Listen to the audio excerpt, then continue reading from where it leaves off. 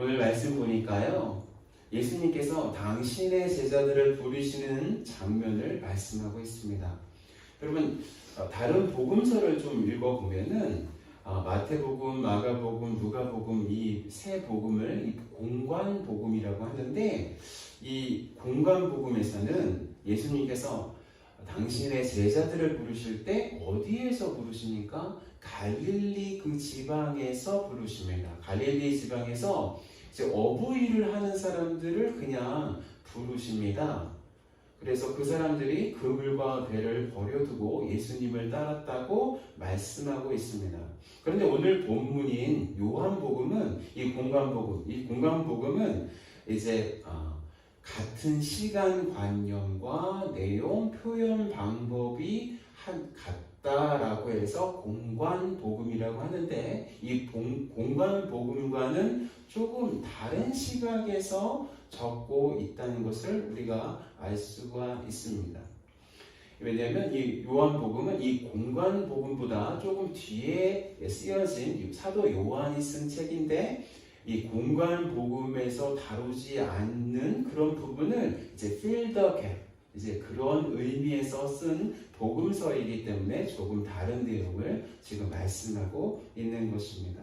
사도 요한은 오늘 본문에서 예수님께서 당신의 제자들을 부르실 때 갈릴리 지역에서 고기를 잡던 사람들을 그 현장에서 부르셨던 것이 아니라 유다 지방에서 예수님께서 침례 요한의 침례를 받으신 후 그 직후부터 그들을 부르셨다고 말씀하고 있습니다. 우리는 예수님의 제자들이 단순한 어부로만 생각할 때가 있습니다. 그냥 하루 벌어서 하루 먹고 사는 그냥 무식한 사람들이었다고 생각할 수도 있습니다. 그런데 오늘 본문을 보니까 예수님의 제자들은 하나님에 대해서 목말라 있었던 사람들로 소개하고 있는 것입니다. 또한 자신들이 처한 상황을 어떤 영적인 힘으로 개선하기를 정말로 원했던 사람임을 우리는 알 수 있는 것입니다.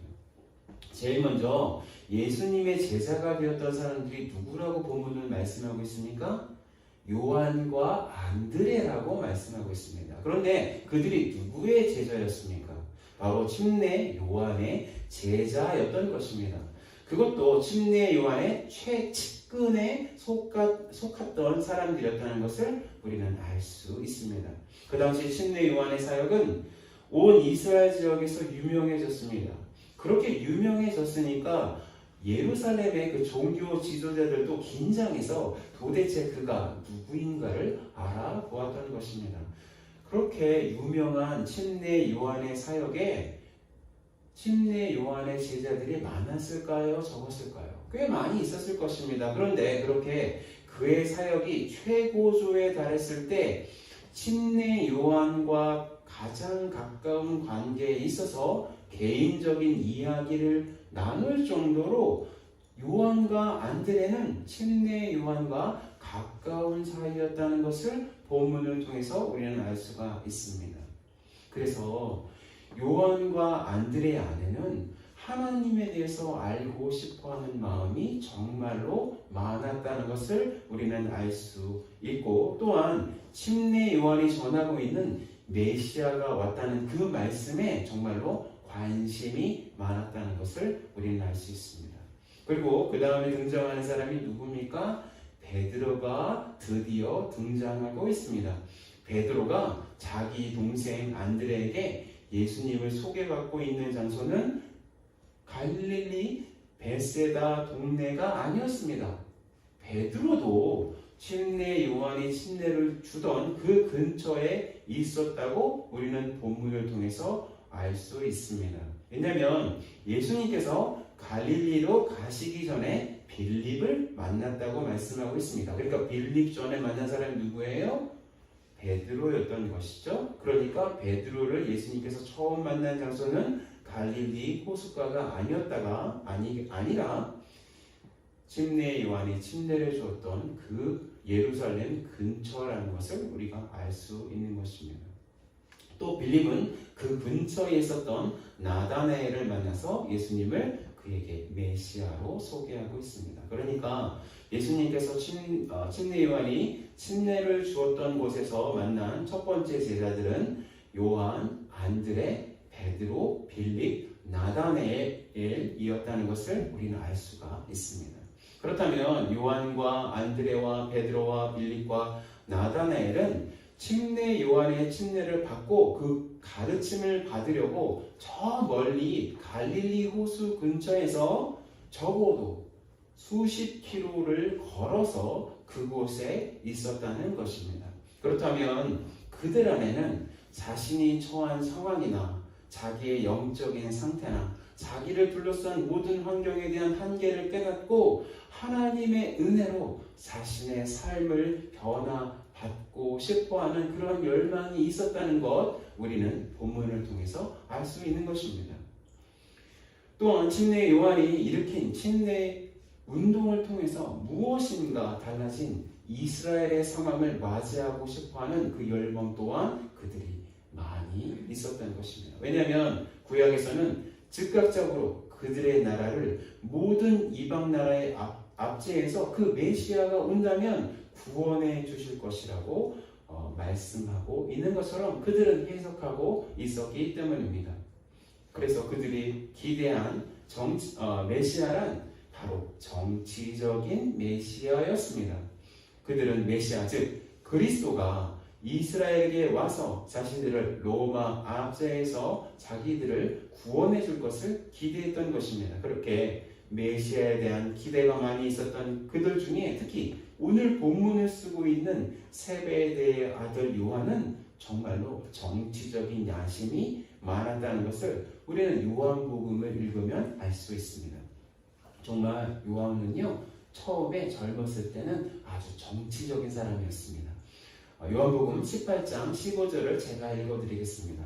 시몬 베드로와 또 다른 제자 한 사람이 예수를 따르니 이 제자는 대제사장과 아는 사람이라 예수와 함께 대제사장의 집들에 들어가고. 보십시오. 예수님의 무리와 대제사장의 무리는요, 서로 적대적인 관계였습니다. 그렇죠? 그런데 지금 또 다른 제자라고 했죠. 또 다른 제자 한 사람, 이 사람이 바로 요한이거든요. 이 요한이 누구를 알고 있어요? 대제사장을 알고 있습니다. 그렇기 때문에 요한은 이리저리로 여기저기 다방면으로 자신의 입심양면을 꾀하기 위해서, 자신의 성공을 위해서 관계를 쌓았다는 것을 우리가 알 수가 있는 것입니다. 그러니까 우리가 요한복음을 함께 읽으면서 예수님에 대한 예수님의 그 제자들에 대한 정보를 얻을 수 있는데, 우선 그들은 침례 요한의 침례와 그 가르침을 받기 위해서 꽤 먼 거리를 여행할 정도로 하나님에 대해서 갈급한 사람들이었음을 알 수 있고, 또한 그들은 자신이 살고 있는 자기의 삶의 환경을 침례 요한이 전하고 있는 메시아를 통해서 변화시키고 싶어했던 사람들이었다고 우리는 결론 낼 수 있는 것입니다.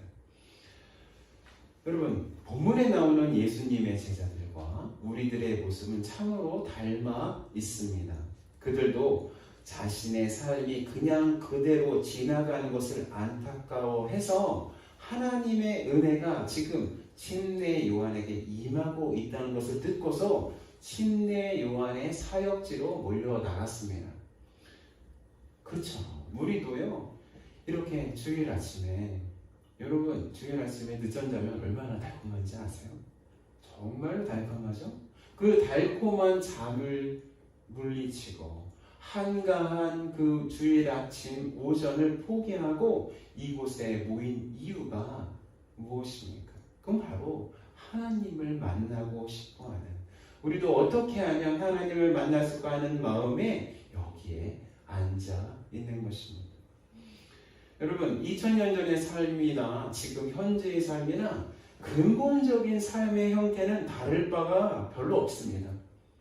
2000년의 그 전의 삶을 살았던 그들의 삶의 무게 때문에 그들도요, 매일마다 한숨 쉬며 사는 날이 많았을 것입니다.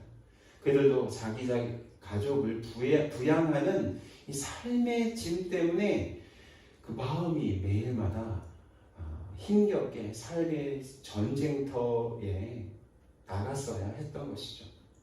어떤 날은 밤새도록 그물을 내리고 고기를 잡았는데도 한 마리도 잡지 못했던 적도 있었을 것입니다. 그때마다 자신이 물고기를 잡지 못하면 자기 가족을 먹이지 못할 것이라는 그 공포가 그들에게 몰려왔을 것입니다. 또한 그들도 자기 내면의 악한 모습 때문에 고통당하고 있었을 것입니다. 그들이 매일마다 만나게 되는 자신의 악한 모습 때문에 자기 자신에 대해서 수치스럽게 생각하고 자기 자신을 한없이 미워도 했을 것입니다. 또한 매일마다 만나게 되는 죽음이라는 인생 최대의 한계에 대해서도 매 순간 직면하고 있었을 것입니다. 어떻게 하면 이 죽음이라는 한계를 뛰어넘을 수 있을까 고민도 했을 것입니다. 그래서 매일마다 직면하는 건강의 위협에 적잖이 움츠려 들었을 것입니다. 또한 자신들의 자유를 매일마다 위협하는 로마 지배에 치를 떨었을 것입니다. 인간에게는 자유라는 본능이 있어요, 여러분. 누구에게도 속박을 받지 않고 싶어하는 본능이 있습니다. 그런데 이 로마의 지배는 그 인간 본능인 자유를 억압하고 있기 때문에 그 지배에서 벗어나고 싶어하는 마음이 그들에게 있었을 것입니다. 우리도 그들과 같은 문제를 안고 매일의 삶을 살고 있습니다. 우리도 매일마다 어떻게 하면 돈을 벌어서 살아남을 수 있을까를 고민하면서 살고 있습니다. 우리도 어떻게 하면 우리 가족들을 부양하면서 살 수 있을까라는 고민을 하고 살고 있습니다. 우리도 우리의 그 막연한 미래의 두려움 때문에 힘들어하고 있습니다. 우리도 내면 안에 가득 차 있는 우리의 악한 모습에 몸서리 쳐질 때가 많이 있는 것입니다. 우리도 앞으로 다가오는 죽음이라는 공포 때문에 문득 힘들어하고 있는 것입니다. 또한 우리도 우리의 자유를 억압하는 우리 인생 자체가 우리의 그 자유를 억압하고 있거든요. 여러분 그런 거 생각하지 않습니까? 내 인생 자체가 나에게 압박을 주고 있구나 라고 생각하지 않으십니까? 저는 문득 그 압박감을 느낄 때가 있습니다. 어떻게 하면 이 인생을 잘 살 수 있을까? 우리는 매일마다 고민하면서 살고 있습니다. 그래서 누군가 나의 인생에 대해서 함께 의논하고 함께 마음을 나누고 그리고 그 함께 나누는 그 결론으로 우리의 삶을 잘 살면 어떨까라는 그런 마음이 여러분 우리는 다 함께 갖고 있습니다. 왜냐하면 사람은요 근본적으로 외롭습니다. 누군가 따뜻한 옆에 있는 사람이 있더라도 자기 자신이 다 그 자기 자신의 속을 다 들여다 보일 수 없기 때문에 사람은 근본적으로 외롭습니다. 여러분 이 세상에서 흥행하는 드라마나 영화를 보십시오. 그 주된 내용이 무엇입니까? 현실을 극복하는 내용입니다. 그죠? 이 신뢰할 수 없는 나의 모든 현실이 극복되어서 영원한 행복으로 이어질 수 있다고 이야기하는 내용이 우리가 즐기는 그런 영화나 드라마의 내용입니다. 우리를 이 현실이라는 억압에서 해방시켜서 초월적인 것으로 인도할 수 있다고 계속해서 제시하는 것, 그게 바로 우리가 보는 영화나 드라마의 주된 내용입니다. 우리가 사는 일상이 여러분 얼마나 깨어지기 쉬운지 우리는 너무나 잘 알고 있습니다. 우리 눈에 보이지 않는 그 코비드라는 바이러스가 참 그게 어떻게 생겼는지 현미경으로 봐도 잘 안 보인다고 하던데, 그 코비드라는 바이러스가 우리가 기대며 살고 있는 이 현실을 얼마나 쉽게 망칠 수 있었는지 우리는 너무나 잘 알고 있습니다. 여러분, 이 몇 년에 2년 정도 됐죠. 이 코비드 상황 속에서 여러분이 알고 있는 분들 중에서 이 코비드 때문에 혹시 목숨을 잃은 분이 계시지는 않습니까? 저는 있어요. 제가 소개에서 함께 기도하고 또 우리 헌금도 보냈던 인도의 고 이충규 선교사님, 저한테 굉장히 가까운 분이셨습니다. 근데 소천하셨어요.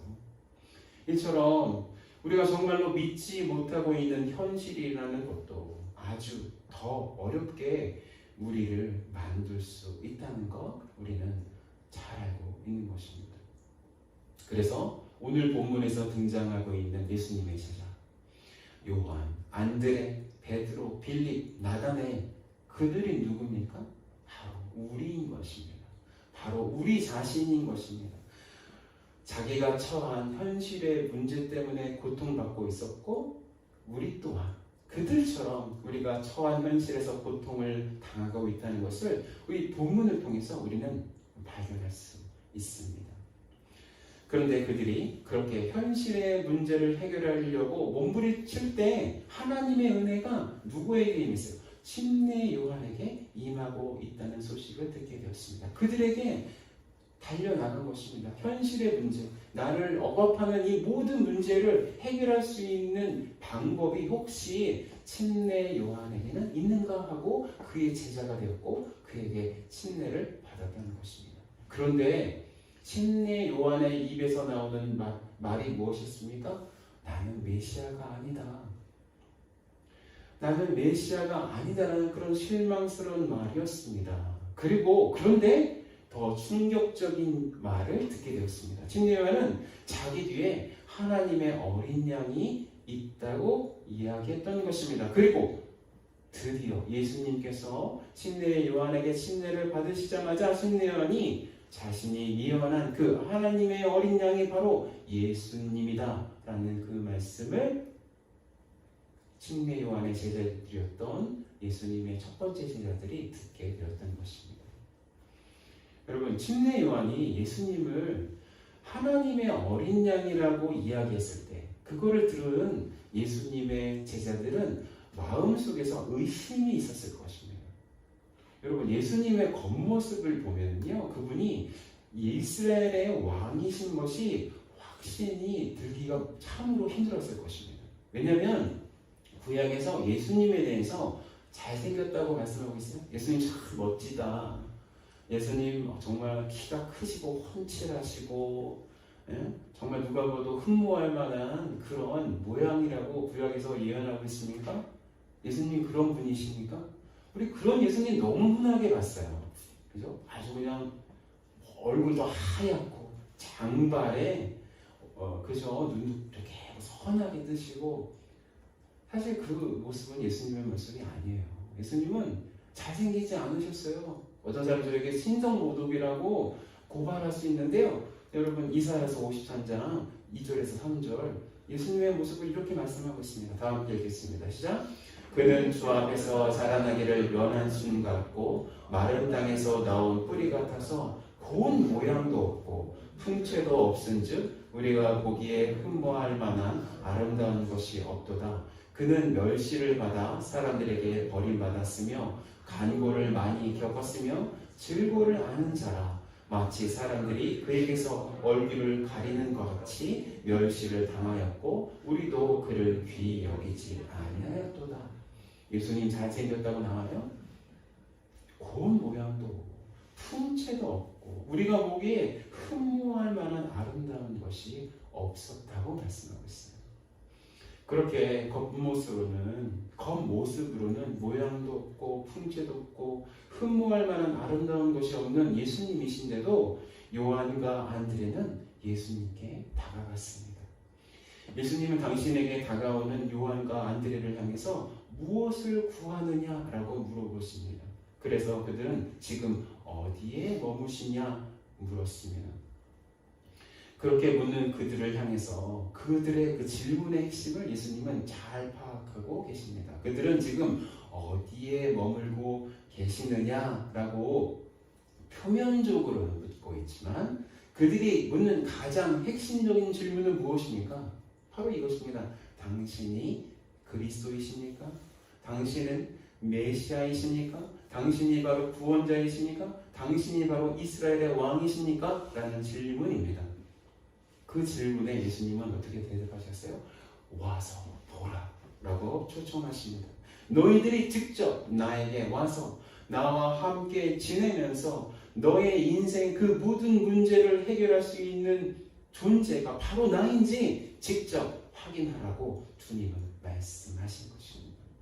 주님께서 요한과 빌립에게 와서 보라고 말씀하는 것이 얼마나 큰 은혜인지 우리는 깨달아야 합니다. 주님께서 그들이 당신이 정말로 메시아이신지 당신의 말과 행동과 마음 씀씀이로 확인받으시겠다는 말씀이신 것입니다. 우리 중에 예수님이 당신의 왕이야, 예수님이 바로 나를 구원하실 메시아이셔, 예수님이 바로 하나님이야 라고 이렇게 이야기했을 때 그 말씀을 우리 마음에, 자기 마음에 제대로 받아들이지 못하는 사람들도 있을 것입니다. 그런 사람이 있어요. 그런 사람들을 교회 용어로 뭐라고 부르냐면 구도자라고 부릅니다. 하나님의 도를 아직도 구하고 있는 사람들이라는 뜻입니다. 불신자라는 뜻보다도 훨씬 더 고결한 용어죠. 그죠? 구도자. 그런데 예수님은 그런 사람들에게 자신에게 자신 있게 당신께 계시는 곳에 와서 예수님에 대한 모든 질문을 하고 예수님의 행동을 살피고 예수님의 말씀을 듣고 예수님의 성품을 직접 경험해서 예수님이 정말로 오늘 본문에서 말씀하고 있는 메시아이신지 그리스도이신지 하나님이신지 확인하라는 말씀인 것입니다. 우리의 인생의 쓰디쓴 문제를 정말로 해결해 줄 수 있는 분이 바로 예수님이신지를 직접 알아보라고 말씀하시는 것입니다.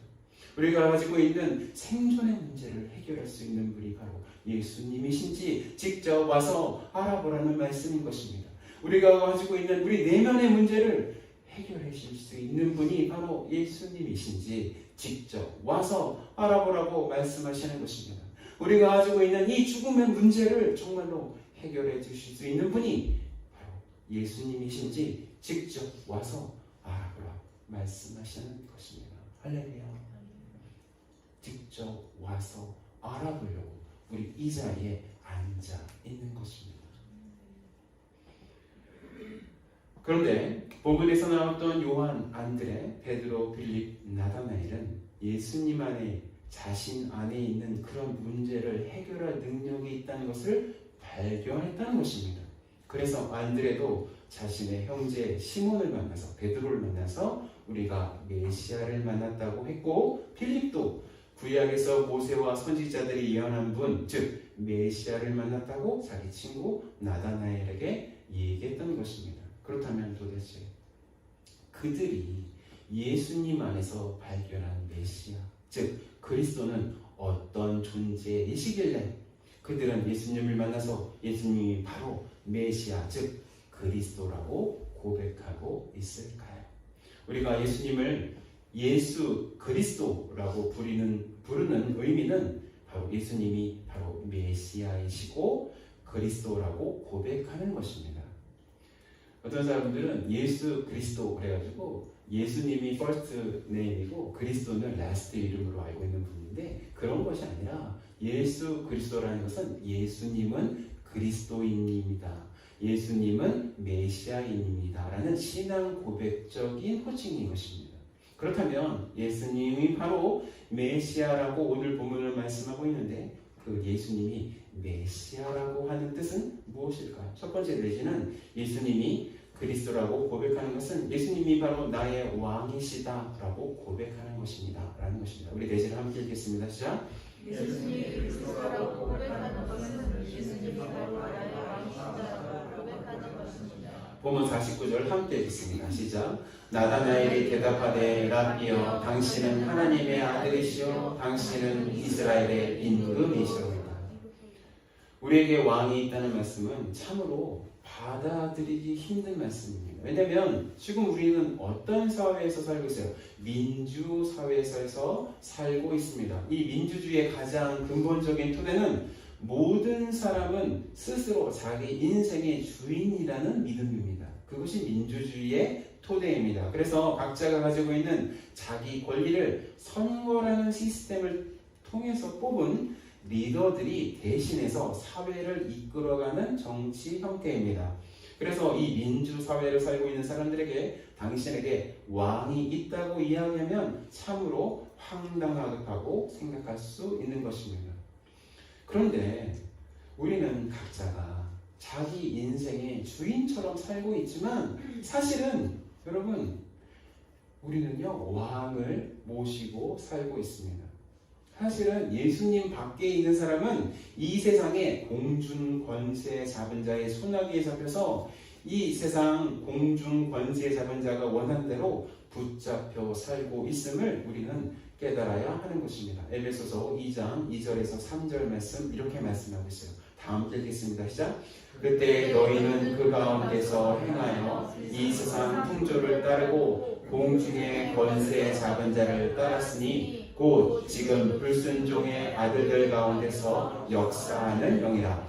전에는 우리도 다 그 가운데서 우리 육체의 욕심을 따라 지내며 육체와 마음에 원하는 것을 하여 다른 이들과 같이 본질상 진노의 자녀였더니. 이 세상에 있는 민주주의 사회에서 살고 있는 사람들이 각자가 자기 인생의 왕이 되어서 살고 있는 것처럼 겉으로는 보이지만 성경은 그것이 아니다라고 말씀하고 있습니다. 사실은 공중의 권세 잡은 자, 즉 마귀의 손에 잡혀서 그 마귀를 왕으로 모시고 살고 있는 존재가 바로 예수를 믿지 않는 사람들의 삶이다 라고 성경은 말씀하고 있는 것입니다. 우리가 지금 고통받고 있는 그 모든 문제의 뒷배경에는 이 세상의 왕인 마귀가 있다고 말씀하고 있는 것입니다. 우리가 하나님을 배신하고 죄를 지을 때마다 우리가 가지고 있던 그 권리를 계속해서 마귀에게 넘겨주어서 우리가 우리 인생의 속박 속에서 살아가고 있다고 성경은 말씀하고 있는 거예요.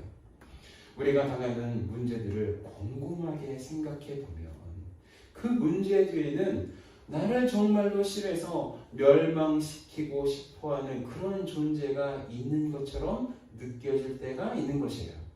우리가 예수님을 믿지 않았을 때요, 마치 내 안에는 그런 악한 영향력 자체가 있어서 나 자신을 스스로 파멸시키려는 그런 의도가 있는 것처럼 느껴질 때가 있습니다, 여러분. 저는 예수를 믿지 않았을 때가 아주 명확하게 있어요. 고등학교 2학년 전에는 예수를 믿지 않았습니다.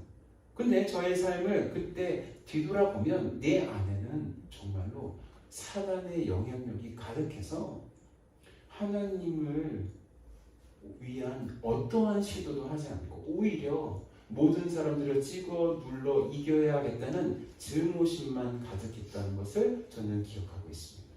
그런 것처럼 저는 고등학교 2학년 전에는 하나님의 백성이 아니라 이 세상 왕의 백성이었다는 것을 저는 똑똑하게 말씀드릴 수 있습니다. 요한복음 8장 44절의 말씀, 저의 경험을 이렇게 말씀하고 있습니다. 다 함께 읽겠습니다. 시작. 너희는 너희 아비 마귀에게서 났으니 너희 아비의 욕심대로 너희도 행하고자 하느니라.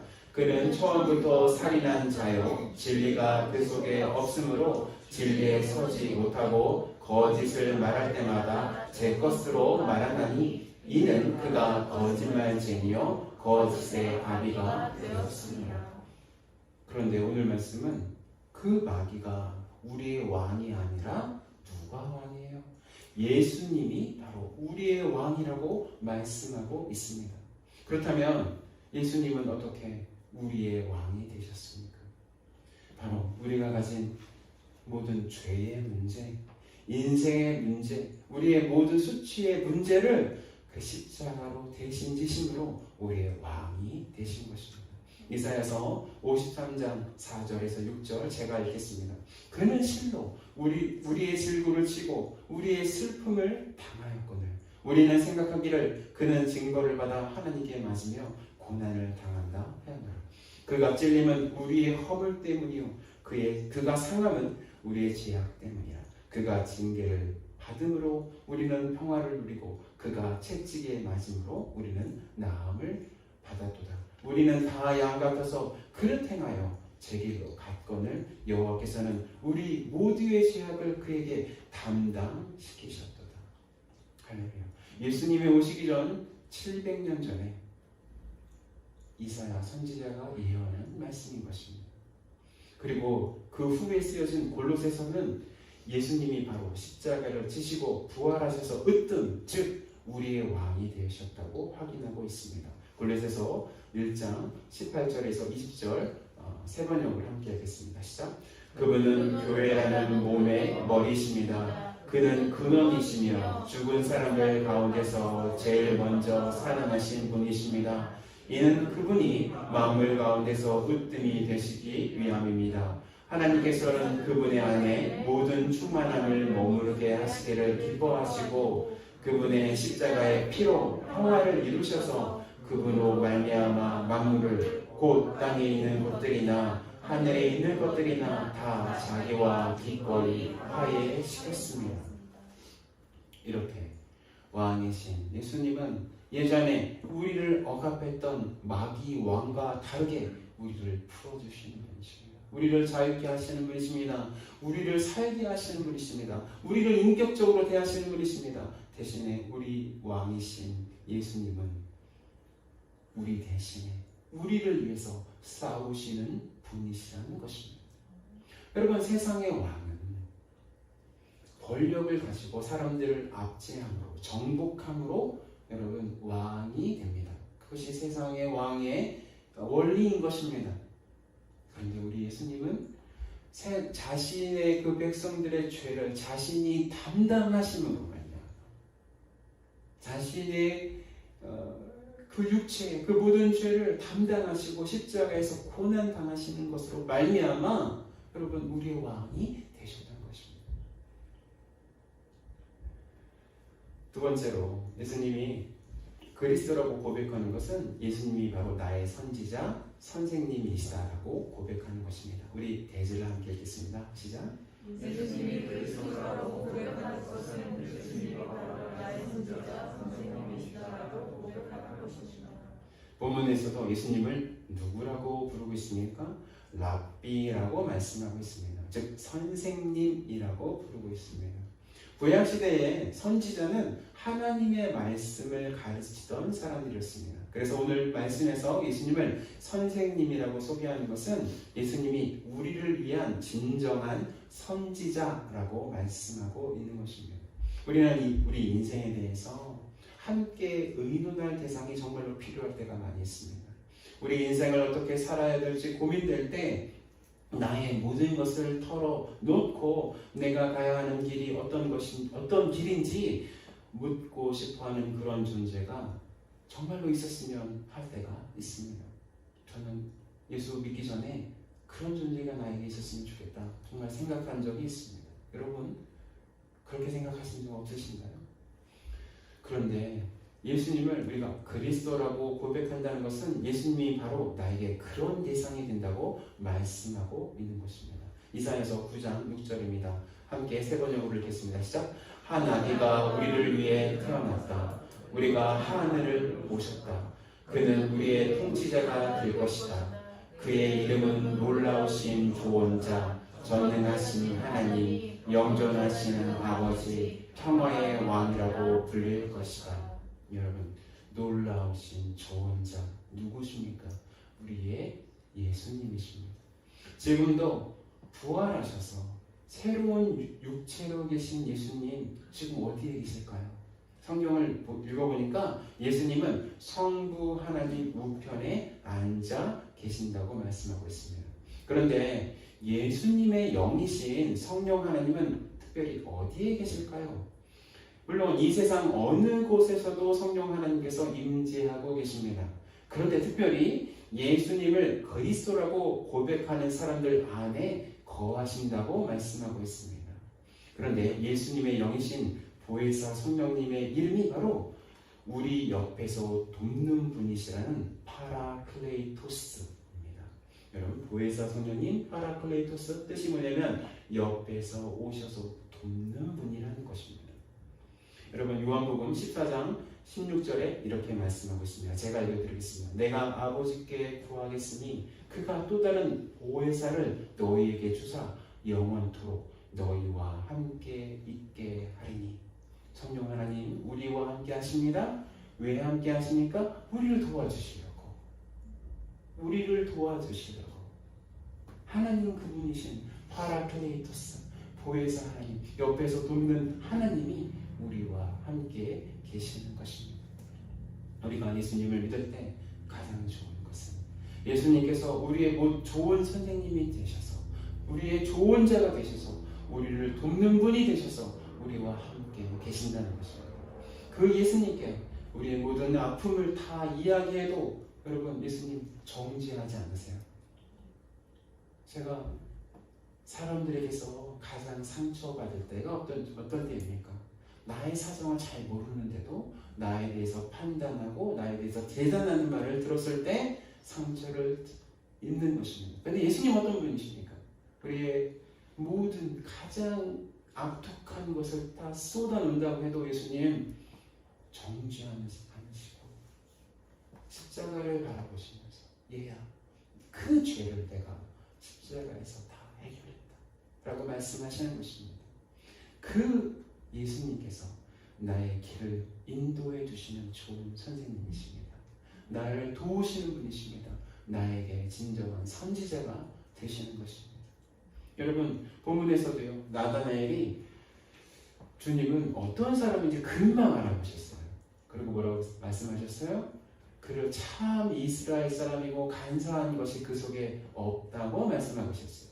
그런데 여러분, 나다나엘이 여러분 그 속에 정말 간사한 것이 없었을까요? 참 이스라엘 사람 맞으실 때 예수님께서 그렇게 인정하시는 것이 있기 때문에 여러분 그렇게 말씀하신 것입니다. 그런데 나다나엘 안에 죄가 없었을까요? 그에게 어두운 면이 정말로 없었을까요? 그런데 예수님은 왜 그에게 간사한 것이 없다고 말씀하셨을까요? 예수님은 나다나엘의 악한 것은 덮어주시고 선한 것을 사람들에게 드러나게 하시기를 좋아하시기 때문입니다. 예수님은 우리의 추악하고 악한 것을 우리가 말씀드릴 때 주님은 그것을 사람들에게 들춰내시는 분이 아니세요. 오히려 그 모든 것을 십자가로 덮었고 우리의 좋고 선한 것이 이렇게 있다고 다른 사람에게 드러내시기를 좋아하시는 분이 누구십니까? 예수님이신 것입니다. 할렐루야. 아멘. 이처럼 예수님은 나의 추악한 것까지 다 알고 계시는 선지자시고 선생님이신데도 그 악한 것을 다른 사람들에게 들춰내 주시기보다는 경영하시는 분이심을 우리는 믿어야 합니다. 그래서 예수님은 우리가 믿을 만한 유일한 선생님, 선지자라는 것입니다. 세 번째는 예수님이 그리스도라고 고백하는 것은 예수님이 바로 나의 유일한 대제사장이시다라고 고백하는 것입니다. 우리 대제를 함께 읽겠습니다. 시작. 예수님이 그리스도라고 고백하는 것은 예수님이 바로 나의 유일한 대제사장이시다라고 고백하는 것입니다. 51절 제가 읽겠습니다. 또 이르시되 진실로 진실로 너희에게 이르노니 하늘이 열리고 하나님의 사자들이 인자 위에 오르락내리락 하는 것을 보리라 하시니라. 51절에서 나오는 인자라는 말은 또 메시아 그리스도의 다른 명칭입니다. 그렇게 아시면 됩니다. 구약에서 여러분 하나님과 사람을 연결시켜주는 일을 하는 사람은 누굽니까? 제사장이었어요. 제사장. 이스라엘 사람들이 그 제사장이 드리는 제사를 통해서 죄의 용서를 받기도 했고 하나님을 경험하는 그런 경험 또한 했습니다. 그런데 예수님께서 나다나엘에게 이르시는 하늘이 열리고 하나님의 사자들이 메시아 위에 오르락내리락 하는 것을 볼 것이라고 말씀하셨다는 것은 예수님 자체가 하나님을 경험할 수 있는 유일한 장소임을 말씀하고 있는 것입니다. 예수님이 당신을 열어서 자, 나에게 오렴. 나에게 오면 누구를 경험할 수 있냐면 하나님을 경험할 수 있다고 말씀하고 있습니다. 세상의 모든 사람들은 자기의 한계를 뛰어넘는 어떤 초월적인 경험을 하고 싶어 합니다. 그렇죠. 그래서 공상과학 영화를 만들고 어떤 영적인 세상을 표현한 그런 소설, 드라마, 영화를 만드는 것입니다. 그런 것 굉장히 유행하고 있어요. 그런데 우리가 우리의 한계를 뛰어넘어서 우리의 현실을 초월한 경험을 할 수 있는 곳이, 그 장소가 바로 예수 그리스도 안에서 유일하게 할 수 있다고 말씀하고 있는 것입니다. 예수님, 그분 자체가 하나님과 우리를 연결시켜 주시는 유일한 우리의 중보자 되십니다. 말씀하고 있는 것입니다.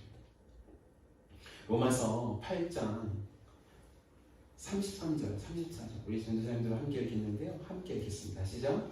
누가 능히 하나님께서 택하신 자들을 고발하리요 의롭다 하신 이는 하나님이시니 누가 정죄하리요 죽으실 뿐 아니라 다시 살아나신 이는 그리스도 예수시니 그는 하나님 우편에 계신 자요 우리를 위하여 간구하시는 자다. 예수님 안에서 하나님을 경험한다. 이게 어떤 의미냐면, 여러분, 하나님은 죄인을 받아들일 수 있을까요? 하나님 그분이 얼마나 거룩하신 분이신데요. 죄를 미워하시는 분이신데요. 어떻게 해서 사람이 예수님 안에서 하나님을 경험할 수 있을까요?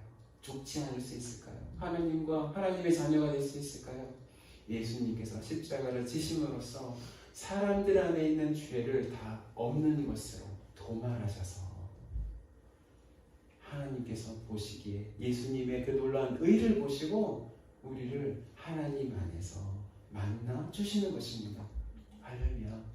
그래서 예수님 어떤 분이시냐면 하나님과 우리 사이의 그 중간에 계셔서 우리의 모든 사정을 하나님께 다 알려드리고 하나님 안에 있는 모든 은혜를 우리에게 내려주시는 분이 누구시라고요?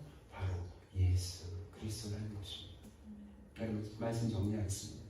우리가 예수님을 그리스도, 예수님을 메시아라고 고백할 때 세 가지의 의미로 고백하는 것입니다. 예수님 나의 왕이십니다. 나의 모든 죄의 문제를 해결하셔서 나를 인도하시는, 나를 다스리시는 유일한 왕이십니다. 고백하는 것입니다. 두 번째, 예수님 나의 선생님이십니다. 나의 선지자이십니다. 나에게 모든 것을 가르쳐 주시는 조언자이십니다. 고백하는 것이요. 세 번째, 예수님 나의 제사장이세요. 예수님을 통해서만 하나님을 경험할 수 있는 유일한 나의 중보자 되십니다. 이렇게 고백하는 것입니다. 이런 깨달음이, 이런 경험이 우리 둘러싸인 진내교회 교인들에게 있기를 예수 그리스도의 이름으로 축원합니다.